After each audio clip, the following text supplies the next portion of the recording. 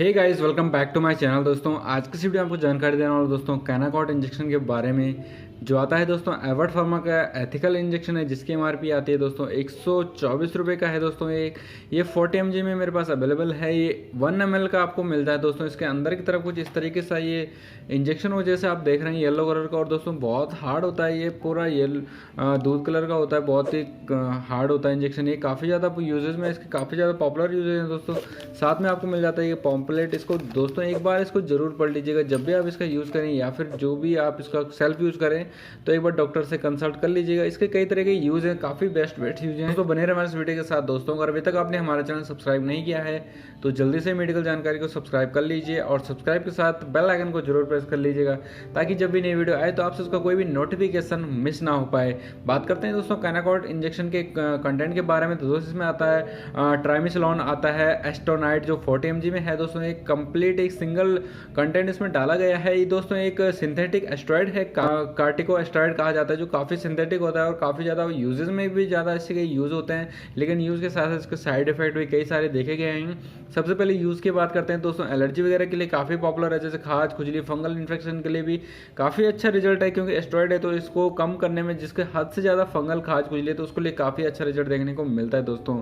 गठिया संबंधी विकार है, आंतों में रोग है, चर्म रोग है, सोराइसिस वगैरह है, गंजेपन वगैरह आदि है, तो उसके लिए भी यूज़ कर सकते हैं। लेकिन डॉक्टर के कंसल्ट के अनुसार कि कैसा फॉर्मुलेशन उसका अलग अलग होता है यूज़ करने का सारे इंजेक्शन का। लूपस रोग में होता है, लूपस रोग में दोस्तों बॉडी में सूजन और जलन होनी शुरू हो जाती है। बेसिकली जो लूपस रोग में होता है वह त्वचा व गुर्जे, हार्ट फेफड़ों में सूजन वगैरह आनी शुरू हो जाती है, तो उसके लिए काफ़ी ज़्यादा पॉपुलर होता है। लाइकन प्लेनस में यूजेस होता है, जैसे इसका गोल से चकत्ते हो जाते हैं रेड कलर के स्किन पे, तो उसके लिए यूज एक तरीके का फंगली होता है।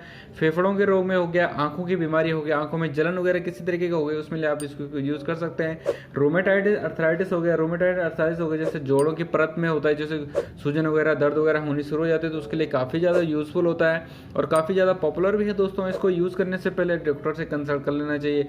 गाउट के लिए यूज़ होता है। ऑस्टियोआर्थराइटिस हो गया, ऑर्थोआर्थराइटिस एक गठिया का ही छोटा भाग माना जाता है दोस्तों। ये घुटने, कूल्हों और रीढ़ की हड्डियों को प्रभावित करने में होता है दोस्तों। एक्जिमा वगैरह के लिए यूज होता है। बेड सोर्स हो गया, जीभ के छाले वगैरह हो गए हैं दोस्तों, ये आपको टैबलेट के रूप में मिल जाता है, इसलिए टैबलेट को जीभ के छालों वगैरह के रूप में यूज किया जा सकता है, या बेड सोर्स वगैरह के रूप में किया जा सकता है दोस्तों। आपको ये टैबलेट या उसके यूज में इंजेक्शन रूप में काफ़ी ज़्यादा पॉपुलर रूप में मिल जाता है, और काफ़ी अच्छे इसके यूज भी हैं दोस्तों। इसको कहीं पर मांस इकट्ठा हो जाता है, जैसे स्किन में, तो दोस्तों एक गाढ़ा सा एक गुंठल सा हो जाता है, उसके लिए यूज़फुल होता है दोस्तों। आप जी मैंने एक पेशेंट को लगाया है, तो दोस्तों काफ़ी अच्छा है। एस्टेरॉइड है जो रोगों को दबाने में काफ़ी अच्छा है। लेकिन मैं आपको यही कहूँगा, अगर एस्टेरॉइड इंजेक्शन है आप इसका यूज़ कम से कम करिएगा और डॉक्टर से कंसल्ट करके अनुसार ही लीजिए। दोस्तों को हफ्ते में एक दिन या फिर हफ्ते में 2 बार भी लगाया जा सकता है, वो भी आपकी बीमारी के अकॉर्डिंग इसको दिया जा सकता है। जो डोजेज वगैरह नॉर्मली एक हफ्ते में एक या फिर 15 दिन में एक भी इसको दिया जा सकता है, आपकी बीमारी पे सारा डिपेंड करता है दोस्तों। साइड इफेक्ट की बात करते हैं तो त्वचा का पतला होना तो बहुत ही पॉपुलर है दोस्तों इसका, क्योंकि एस्टेरॉइड है, ये इसके साइड इफेक्ट देखे गए हैं दोस्तों। हड्डियाँ कमजोर हो जाती है, मांसपेशियों में विकार शुरू हो जाते हैं, स्किन पर निशान वगैरह रहना शुरू हो जाते हैं, हाई ब्लड प्रेशर की शिकायत है, मोतियाबिंद जैसी कुछ और प्रॉब्लम भी देखने को मिलती है। प्रिकॉशन की बात करते हैं दोस्तों, आपको डॉक्टर से कंसल्ट करे बिना इसका यूज़ नहीं करना चाहिए। और दोस्तों अगर आपको प्रेगनेंसी वगैरह है या कुछ भी है, कोई भी मेडिसिन लेने से आपको पहले डॉक्टर से कर लेना चाहिए। डोज वगैरह होती है जो भी होती है वो आपकी बीमारी पे या फिर उसकी चिकित्सा करने पे डिपेंड करता है कि आपको कौन कौन सी बीमारी है, क्या क्या बीमारी है।